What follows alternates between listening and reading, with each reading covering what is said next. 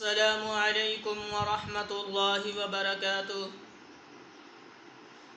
بسم اللہ الرحمن الرحیم، والصلاة والسلام علی رسولہ الکریم وعلی آلہ واصحابہ اجمعین، اما بعد۔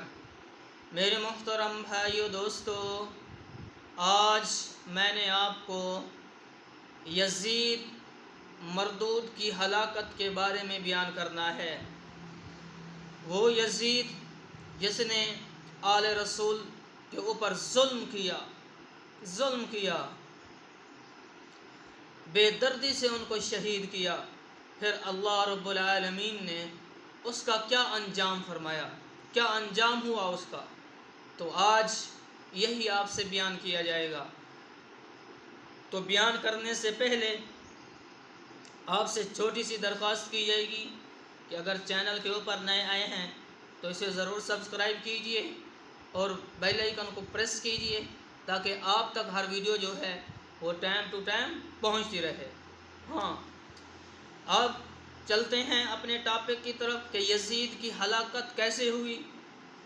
شہادت حسین رضی اللہ تعالی عنہ کے بعد یزید کو بھی ایک دن چین نصیب نہیں ہوا، ایک دن بھی۔ کیسے چین نصیب ہوتا؟ اس نے گلشن رسول کو اجاڑا، جسے نبی کریم صلی اللہ علیہ وسلم نے فرمایا کہ میرے حسن حسین جنت کے پھول ہیں۔ اس بدبخت کو کیسے سکون آتا؟ اس نے آل رسول کے گلشن کو اجاڑا۔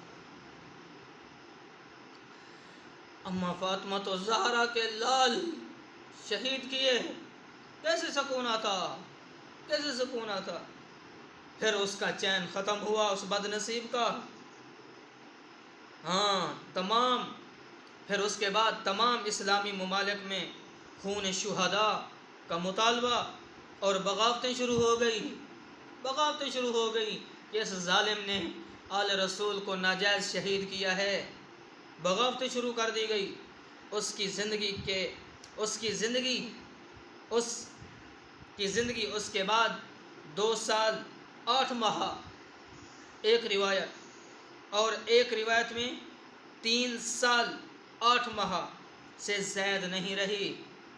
دنیا میں بھی اس کو اللہ تعالیٰ نے ذلیل کیا یزید کو، اور اسی ذلت کے ساتھ ہلاک ہو گیا، دنیا سے رخصت ہوا۔